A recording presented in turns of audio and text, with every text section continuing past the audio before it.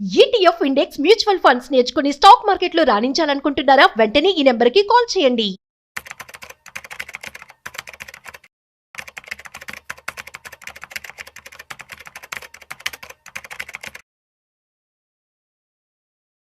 Sir నమస్తే sir. నమస్తే. సుందరరాముడు గారు, బంగారం వెండి ధరల గురించి మాట్లాడుకొని చాలా రోజులు అవుతుంది. మన ఇద్దరం గురించి మాట్లాడుకొని అండ్ త్వరలో మేజర్ ఫెస్టివల్స్ రాబోతున్నాయి. అండ్ క్రిస్మస్ రాబోతుంది, న్యూ ఇయర్ రాబోతుంది, తర్వాత సంక్రాంతి ఫెస్టివల్ కూడా రాబోతున్నాయి. సో ఫెస్టివల్ వేవ్ కూడా ఆల్మోస్ట్ కంప్లీట్గా స్టార్ట్ అయిపోయింది. సో ఫెస్టివల్ వేవ్ స్టార్ట్ అవుతుంది అంటే బంగారం వెండి ధరలకి సంబంధించిన డిస్కషన్ ఎక్కువగా ఉంటుంది. ఎస్, ఒక్కసారి అసలు 24 క్యారెట్స్ గోల్డ్ ఎంత ఉందో చూద్దాము. 24 క్యారెట్స్ 10 గ్రాముల విషయానికి వస్తే 1,35,930 దగ్గర ట్రేడ్ అవుతుంది. 22 క్యారెట్స్ 10 గ్రాముల విషయానికి వస్తే 1,24,600 వద్ద ట్రేడ్ అవుతుంది. ఎస్, వెండి విషయానికి వస్తే కేజీ 2,13,000 రూపాయలు దాటిపోతుంది. ఆల్మోస్ట్ బంగారం వెండి ధరలు లాస్ట్ వీక్ కాస్త తగ్గాయేమో అనిపించింది, బట్ ఇప్పుడు మళ్ళీ ఒక్కసారిగా అప్పర్ సర్క్యూట్లోకి వెళ్ళిపోయాయి. సో త్వరలో మేజర్ ఫెస్టివల్స్ కూడా రాబోతున్నాయి కాబట్టి ఎస్, ఇంకా బంగారం వెండి ధరలు ఎంతలా వెళ్ళే అవకాశం ఉందంటారు? సో బేసికల్గా ఇప్పుడు ప్రపంచవ్యాప్తంగా ఉన్న క్వశ్చన్ ఏంటంటే ఇవి ఎక్కడ గోల్డ్ సిల్వర్ ఈ ఒక్కసారిగా ర్యాపిడ్ మూవ్ స్టార్ట్ అవుతుంది కదా, ఇది ఎక్కడ ఆగిపోతుంది అంటే ఇది ఎక్కడ ఆగిపోతుంది అనే బదులు మిగతా అసెట్ క్లాస్ లో ఏం చేస్తున్నాయి అని అనుకోవటం బెటర్ అనమాట. ఇప్పుడు 2022 నుంచి పర్టికులర్ గా యుక్రెయిన్ వార్ రష్యా వాళ్ళు ఏం చేసినప్పుడు దానికి రష్యాని బ్యాన్ చేసినప్పుడు వరల్డ్ వైడ్ గా రష్యా వాళ్ళ అసెట్స్ మొత్తం ఫ్రీజ్ చేసి పడేశారు 2022లో. ఎగ్జాక్ట్లీ. అందుకని సెంట్రల్ బ్యాంక్స్ మొత్తం రష్యా అంటే చిన్న కంట్రీ కాదు, ప్రపంచంలో ఉన్న సగం అణు ఆయుధాలు మొత్తం ఉన్న కంట్రీ, ప్రపంచంలో ఒకప్పుడు అమెరికాకి ధీటుగా ఏలిన కంట్రీ, సోవియట్ యూనియన్. అలాంటి కంట్రీ అసెట్స్ ఫ్రీజ్ చేసిపోతే మిగతా వాళ్ళు మన పరిస్థితి ఏంటి అని చెప్పేసి మిగతా ప్రపంచవ్యాప్తంగా అన్ని సెంట్రల్ బ్యాంక్స్ వచ్చిన ఫస్ట్ క్వశ్చన్ అది. అందుకని 2022 అనేది మానవ చరిత్రలో ఫస్ట్ టైం డాలర్లు పెట్టుకొని మన వేరే కంట్రీలో పెడితే ఎంతవరకు సేఫ్టీ అని క్వశ్చన్ వచ్చిన టైం అనమాట. అది not only Russian assets freeze అవటం కాదు, సెంట్రల్ బ్యాంక్స్ వచ్చిన క్వశ్చన్ మార్క్ అనమాట. రేపొద్దున మన పరిస్థితి ఏంటి, మన చిన్న కంట్రీ వాళ్ళం, మనకి కూడా మన అసెట్స్ కూడా ఇలా ఫ్రీజ్ చేస్తే మన పరిస్థితి ఏంటి, ఫస్ట్ టైం వచ్చిందనమాట. అందుకని డాలర్ మీద వేరే కంట్రీల మీద ఇన్వెస్ట్ చేయడం మీద ఫస్ట్ టైం వాళ్ళకి డౌట్ఫుల్ వచ్చిందనమాట. అప్పుడు బీనింది గోల్డ్ రష్ బీన్ అవుతాం. మన కనుక చరిత్ర చూసుకుంటే, చార్ట్లు కనుక చూసుకుంటే కనుక 2022 నుంచి ప్రపంచవ్యాప్తంగా సెంట్రల్ బ్యాంక్స్ ఎక్కడ దొరకవు అన్నట్టు టన్నుల కొద్ది కొంటుంది. మొన్న గోల్డ్మెన్ సాక్స్ ఒక రిపోర్ట్ ఇచ్చారు, సెప్టెంబర్ మంత్ లో వీళ్ళు చైనా వాళ్ళు కొన్నది 14 టన్నులు అండి. వాళ్ళు అఫీషియల్ గా రిపోర్ట్ చేసింది 1.2 టన్స్. ప్రపంచానికి తెలియజేసిందేమో వాళ్ళు మేము కొన్నట్టు 1.2 టన్స్, బట్ ఒరిజినల్ కొన్నది అంతకంటే 10 రెట్లు ఎక్కువ. గోల్డ్మెన్ సాక్స్ రిపోర్ట్ ప్రకారం చైనా వాళ్ళ దగ్గర 4,500 టన్నులు ఉంటదంట. అంటే వాళ్ళు యాక్చువల్ చెప్పే దాంతో పోల్చుకుంటే డబుల్ ఉంటుంది వాళ్ళ దగ్గర. అంటే సెంట్రల్ బ్యాంక్స్ వరల్డ్ వైడ్ ఏ రేంజ్ లో కొంటే చూసుకోండి. రెండోది, చైనా వర్సెస్ రష్యా వాళ్ళు 100% బిజినెస్ మొత్తం కూడా లోకల్ కరెన్సీ డాలర్లోంచి బయటకు వచ్చేస్తున్నారు.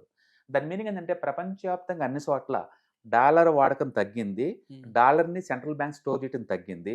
దాని బదులు వీళ్ళు గోల్డ్ సిల్వర్ లో పెట్టడం బిగిన్ చేశారు. దాంతో ఏంటంటే డాలర్ స్లోగా రిజర్వ్ కరెన్సీ స్టేటస్ డౌన్ అవుతుంది, స్టోరేజ్ వాల్యూ తగ్గుతుంది. అంటే గుర్తుపెట్టుకోండి, డాలర్ ఈ సంవత్సరం ఆల్రెడీ 3% డౌన్ అయింది, అంటే డాలరే డౌన్ అవుతుంది. అదే టైంలో గోల్డ్ ఇన్వెస్ట్ చేసుకున్న సెంట్రల్ బ్యాంక్స్ మొత్తం వాల్యూషన్ ఏమో మోర్ దెన్ 60% పెరిగింది. దాంతో వేరే బ్యాంక్స్ అన్నిటికి కూడా అది మోటివ్ లాగా అయిపోయి అవి కూడా బిగిన్ చేసింది అనమాట. అట్లా ప్రపంచవ్యాప్తంగా సెంట్రల్ గవర్నమెంట్స్ అన్ని, సెంట్రల్ బ్యాంక్స్ అన్ని కూడా గోల్డ్ బ్యాంక్ బిగిన్ చేసినాయి. దాని తోడు ఈ మధ్య టూ మచ్గా డేటా సెంటర్లు అవి ఓపెన్ అవుతా ఉన్నాయి. దాని గురించి బీభత్సంగా అప్పులు చేస్తున్నారు, చరిత్రలో లేనంత అప్పులు చేస్తున్నారు. ఎవరు ఓపెన్ AI కావచ్చు, లేకపోతే ఫేస్బుక్ కావచ్చు, గూగుల్ కావచ్చు, వీళ్ళనైతే హిస్టరీలో ఎప్పుడు లేదు అంతగా వాళ్ళు డెట్స్ రైజ్ చేస్తున్నారు అనమాట. ఎందుకంటే ఈ ఎక్స్పెన్షన్ కోసం. అందుకని మనం చూస్తే లేదు, ఒక సైడు బిట్ కాయిన్ 1 year లో, ఇంకొక వైపు చూస్తుంటే క్వాంటమ్ కంప్యూటర్ బీభత్సంగా స్పీడ్తో పెరుగుతుంది. ఇంకొక వైపు చూసుకుంటే జపాన్ లో 2% వడ్డీ రేట్లకు వచ్చినాయి 30 years తర్వాత. అంటే ఫ్రీగా దొరికే జపాన్ లో ఇప్పుడు 2% వడ్డీ పే చేయాల్సి వస్తుంది. ఇంకో వైపు చూస్తే అమెరికాలో ఇన్ఫ్లేషన్ పెరుగుతుంది, American debt every year 6 trillion debt pay చేయాల్సి వస్తుంది. ఆల్రెడీ వాళ్ళు 39 దాకా వచ్చారనమాట డెట్, మొత్తం టోటల్ డెట్. వరల్డ్ వైడ్ చూసుకుంటే టూ మచ్ అన్సర్టనిటీ, సంథింగ్ భయంగా ఉంది ఫైనాన్షియల్ ఎక్స్పర్ట్స్ అందరికి కూడా. అందుకని వీటన్నిటికి సొల్యూషన్ ఎక్కడ దొరుకుతుందో వాళ్ళకంటే ట్రెడిషనల్ గా అన్నిటికీ ఆల్టర్నేటివ్ రిసెషన్ ప్రూఫ్ ఉన్న గోల్డ్ సిల్వర్లో దొరుకుతుంది. ఓకే. అందుకని గోల్డ్ సిల్వర్ జోలిపోతున్నారు వాళ్ళు. అందుకని గోల్డ్ సిల్వర్ ఇంత ముందులాగా మనం జస్ట్ రిసెషన్ ప్రూఫ్ లాగా కాదు, అంతకు మించి అనమాట ఇప్పుడు. అందుకని వరల్డ్ వైడ్ గా సెంట్రల్ బ్యాంక్స్ కన్విన్స్ అయ్యి వాళ్ళు కొంటున్నారు. గేమ్ స్టార్ట్ అయింది ఇప్పుడు. అందుకని మనం చూస్తుంది ఒక చరిత్ర. అందుకని గోల్డ్ ప్రైస్ సిల్వర్ ప్రైస్ పడతాయా అంటే మేబీ 10% అటు ఇటు ఊగుతాయేమో కానీ మళ్ళీ పాత రేట్లు మనం చూడలేమండి. ఇది బేస్, ఇక్కడ నుంచి ఇంకా ఫాస్ట్ గా మోయే ఛాన్స్ ఉంది. కాబట్టి నెక్స్ట్ 10 years లో అంటే గోల్డ్ కి సిల్వర్ కి, పర్టికులర్ సిల్వర్ కి ఇంకా ఎక్కువ డిమాండ్ వచ్చే ఛాన్స్ ఉంది. ఎందుకంటే మోర్ ఎలక్ట్రికల్ గుడ్స్ మ్యానుఫ్యాక్చరింగ్ అంటే మోర్ సిల్వర్ డిమాండ్, దాంతో ఇన్వెస్ట్మెంట్ డిమాండ్ కూడా ఉంది. అందుకని వరల్డ్ వైడ్ గా డిమాండ్ వస్తుంది వాటికి. అందుకని ఇప్పుడు రీసెంట్ గా NPS లో కూడా 10% వరకు గోల్డ్ సిల్వర్ లో ఇన్వెస్ట్మెంట్ చేసుకునే ఛాన్స్ ఇస్తుంది. అంటే ఇంకా మోర్ బయింగ్ చేస్తారు వీళ్ళు, అంతే కదా. అట్లా ప్రపంచవ్యాప్తంగా ప్రతి చోట కూడా ట్రెడిషనల్ పీపుల్, ఇటు modern investment people and industrial activity కోసం బాగా కన్జ్యూమ్ చేస్తున్నారు. అందుకని గోల్డ్ సిల్వర్ పడే ఛాన్స్ లేదండి. అంటే ఇండియాలో ఈ ఫెస్టివల్స్ ఇవన్నీ చిన్న చిన్న కన్జంప్షన్, మనం మాట్లాడుతుంది వరల్డ్ వైడ్ గ్లోబల్ కన్జంప్షన్. మొత్తానికి వరల్డ్ వైడ్ గా ఎసెట్ క్లాస్ లో మొత్తం రీప్రైసింగ్ జరుగుతున్నాయి, రీస్ట్రక్చరింగ్ జరుగుతుంది. మనం చూస్తుంది కొత్త చరిత్ర. ఇది పాతదానికి సంబంధం లేదు ఇంకా. అందుకని ముందు ముందు రోజుల్లో సేఫ్టీ అసెట్స్ కి ఇంకా ఎక్కువ డిమాండ్ అవుతుంది. డెఫినెట్ గా గోల్డ్ సిల్వర్ సేఫ్టీ అసెట్ కాబట్టి అది ఇంకా పెరిగే ఛాన్స్ ఎక్కువ. ఓకే. సో ఇది ఇప్పుడు అంటే ఇంకా బంగారం తగ్గదులే, తగ్గినాక కొందాంలే అని అనుకునే ఆలోచన అయితే ఇప్పుడు అసలు అది కరెక్ట్ కాదు. అవును, మీకు కావాలి అనుకుంటే లేదు, SIP రూపంలో యాడ్ చేసుకుని సపోజ్ 10% అటు ఇటు ఊగిద్ది అనుకున్నాం కదా, 10% పెడితే బెనిఫిట్ తీసుకుందాం అనుకుంటే మీరు SIP ఫార్మాట్ లో కొనుక్కుంటూ పోవటమే అంతే. అంతేగాని మళ్ళీ లక్ష కొత్త నేను తీసుకుందాం నువ్వు ఎప్పుడు కొనలేవు. అలాంటి స్పెక్యులేషన్ కుదరదు. ఇంకా చేతిలో డబ్బులు ఉన్నాయి, వెళ్ళి కొనుక్కున్నాం అంతే, సెకండ్ థాట్ అవసరం లేదు అంతే. కాకపోతే వాలటిలిటీ ఎక్కువ అవుతుంది రాను. ఎందుకంటే మార్కెట్ అనేది షేక్ అవుతా ఉంటాయి కదా. టూ మచ్ పెరిగిన తర్వాత ఏమవుతుందంటే ఎక్కడో సైడ్ ప్రాఫిట్ బిగిన్ అవుతుంది కదా. నువ్వు నేను అమ్మితే 100 గ్రాములు 50 గ్రాములు 10 గ్రాములు అమ్ముతావు, బట్ బ్యాంకర్లు అంతా అట్లా కాదు కదా. అందుకని ఒకసారి డంప్ చేస్తారు వాళ్ళు. ఆ డంప్ మొత్తం ఏంటంటే 10-15% పడే ఛాన్స్ ఉంది. కాబట్టి మోర్ వాలటిలిటీ జోన్ లోకి ఎంటర్ అవుతున్నాం, బట్ ప్రైస్ మాత్రం పాజిటివ్ బయాస్ మీద పోతుంది. అందుకని ఇంత ముందులాగా ఒక ఎసెట్ స్టేబుల్ గా ఉంటుంది అంటానికి ఏం లేదు. మీకు చూస్తే అర్థమైంది. సిల్వర్ గోల్డ్ ఆల్ టైమ్ హైలో ఉంది, బిట్ కాయిన్ 1 year లోలో ఉంది. జపాన్లో వడ్డీ రేట్లు ఏమో +2% 30 years హైలో ఉన్నాయి. అండ్ అమెరికాలో వడ్డీ పే చేయాల్సిన వడ్డీ ఏమో ఆల్ టైమ్ హైలో ఉంది. నిరంతరం డిఫరెంట్ యాంగిల్స్ లో ఉన్నాయి ఎకానమీస్ అన్ని కూడా. ఇవి ఎంత దూరం పోతాయో మనకే తెలియదు. కాబట్టి అన్సర్టనిటీ ఎక్కువ అవుతుంది. అండ్ ఇలాంటి అసెట్స్ ఇంకా ఎక్కువ డిమాండ్ వస్తుంది. గోల్డ్ సిల్వర్ లాంటి ఇంకా ఎక్కువ డిమాండ్ వస్తుంది. ఎందుకంటే more and more investment vehicles అన్ని కూడా దీంట్లోకి ఎంటర్ అవుతున్నారు. ఎందుకంటే NPS లో ఇంతకుముందు వాళ్ళు ఎలా చేయరు, ఇప్పుడు రిటైర్మెంట్ ఫండ్స్ కూడా ఎలా చేస్తున్నారు. అంటే వాళ్ళు కొంత బిగిన్ చేస్తారు కదా 10% వరకు. సో మోర్ మనీ డిప్లాయ్ అవుతుంటది దీంట్లోకి.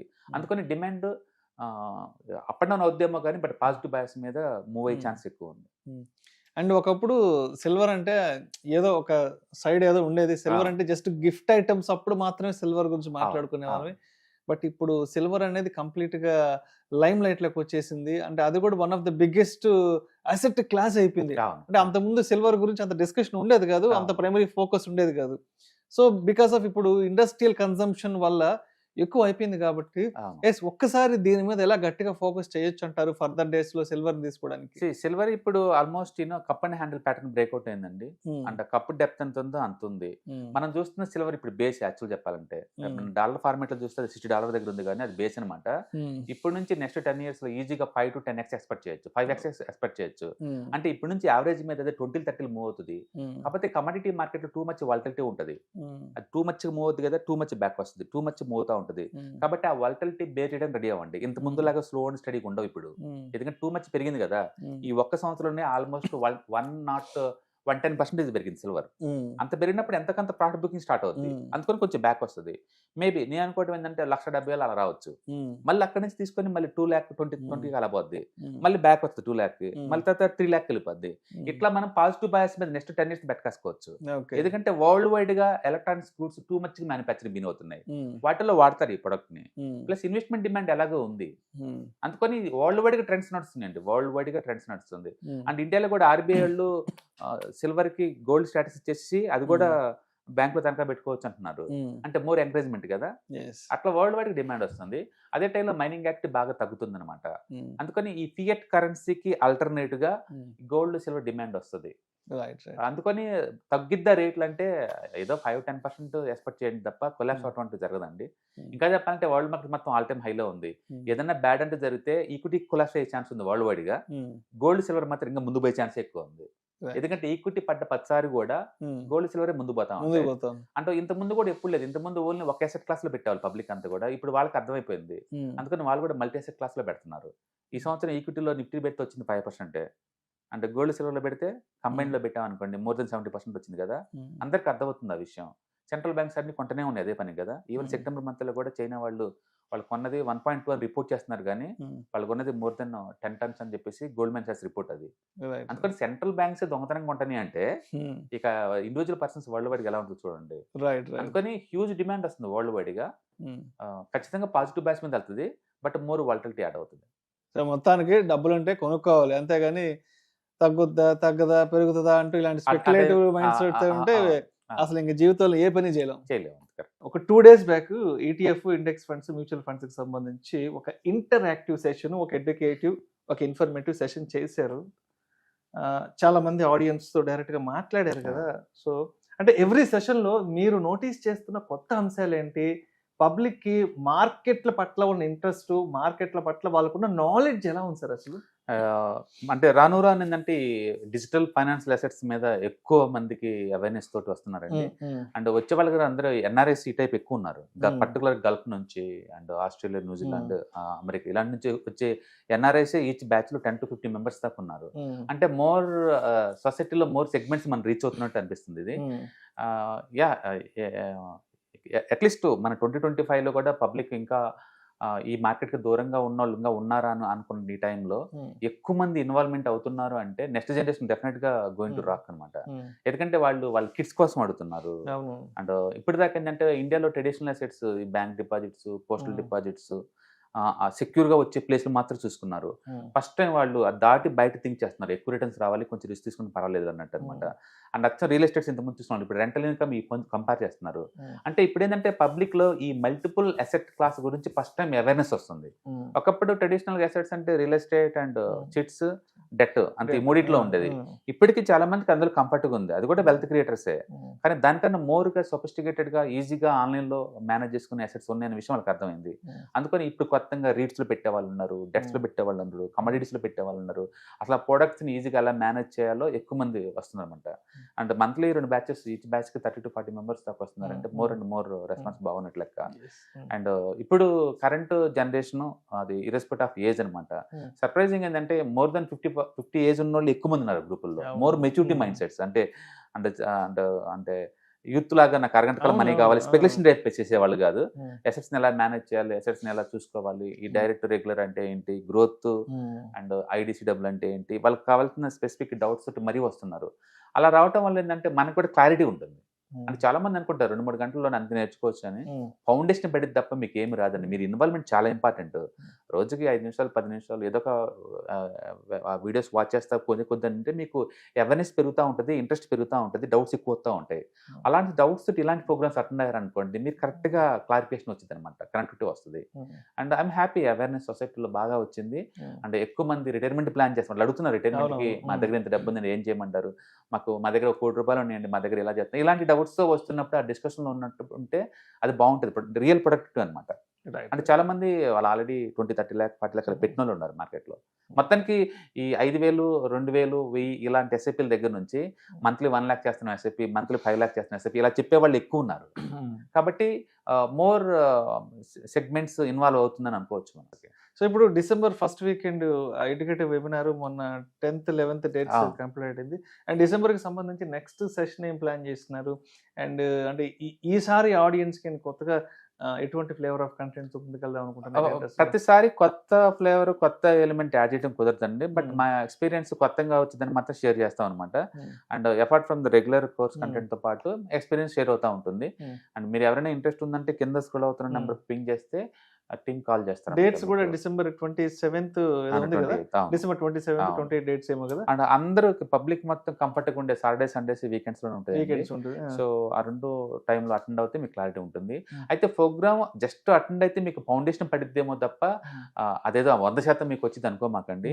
It's look like car driving. ఒక రోజు కూర్చొని నేర్చుకుంటే అది రాదు. మీరు కోర్స్ అయిపోయిన తర్వాత కూడా నిరంతరం మీకు కోర్స్ కంటెంట్ లింక్స్ అవి వస్తాయి కాబట్టి మీరు చదువుకుంటూ అప్డేట్ అవుతూ ఉంటూ వీడియోస్ వాచ్ చేస్తా కూర్చునే కొద్ది ఏంటంటే మీకు ఆ మైండ్ సెట్ వస్తుందన్నమాట. ఒక సేవింగ్ మైండ్ సెట్, ఒక ఇన్వెస్ట్మెంట్ మైండ్ సెట్, ఫ్యూచర్ని చూసే పద్ధతి, ఇన్ఫ్లేషన్ ఎంత ఉండబోతుంది, ఇవన్నీ క్లారిటీ ఉంటుంది అనమాట. డెఫినెట్గా మీకు ఆ ఫౌండేషన్ పడుతుంది. It's worth. సో మొత్తానికి సుందరరామరెడ్డి గారు కండక్ట్ చేసే ఈ డిసెంబర్ 27, 28 డేట్స్లో ఎడ్యుకేటివ్ వెబినార్ అటెండ్ అవ్వాలంటే కింద స్క్రోల్ అవుతున్న నెంబర్కి కాల్ చేసి అండ్ మీ రిజిస్ట్రేషన్స్ అయితే పూర్తి చేసుకోగలరు. Thank you sir. Thank you sir. ETFs, index funds and mutual funds. మీరు కనుక స్టాక్ మార్కెట్లో ఎంటర్ అవ్వాలనుకుంటే మార్కెట్లో స్టాక్స్ డైరెక్ట్గా ఇన్వెస్ట్ చేసే బదులు కపుల్ ఆఫ్ స్టాక్స్ ఇన్వెస్ట్ చేయడం ద్వారా ఏంటంటే ఆటోమేటిక్ రిస్క్ తగ్గించుకోవచ్చు. కాబట్టి మీరు బిగినర్ అయినా లేదా ఎక్స్పీరియన్స్ పర్సన్ అయినా సరే మార్కెట్లో సేఫ్ సెక్యూర్ వేలో లాంగ్ టర్మ్లో సస్టైనబిలిటీ కావాలంటే ఈ ప్రొడక్ట్స్లో ఇన్వెస్ట్ చేయడం ద్వారా దాన్ని సాధ్యం చేసుకోవచ్చు అనమాట. కాబట్టి మీకు ఎవరికైనా సరే ఈ ఈటీఎఫ్స్, ఇండెక్స్ ఫండ్స్, మ్యూచువల్ ఫండ్లో ఇన్డెప్త్ నాలెడ్జ్ కోసం అండ్ గైడెన్స్ కోసం ఈ ట్రైనింగ్ ప్రోగ్రామ్ అటెండ్ అవడం ద్వారా మీరు మనీ మేక్ చేసుకోవచ్చు. కాబట్టి మీకు ఇంట్రెస్ట్ ఉన్న పార్టిసిపెంట్స్ ఈ వీకెండ్లో జరిగే వెబినార్ అటెండ్ అవడం ద్వారా ఇందులో ETFs, index funds, mutual funds అంటే ఏంటి, వాటిని ఎలా మనీ మేక్ చేసుకోవాలి, వాటిని ఎలా మేనేజ్ చేసుకోవాలి, వాటి గురించి కాంప్రహెన్సివ్ ట్రైనింగ్ మీకు ఈ ప్రోగ్రాంలో అందించబడుతుంది. ఈ వీకెండ్లో జరిగే ఈ ప్రోగ్రామ్కి ఎన్రోల్ చేసుకోండి. Thank you.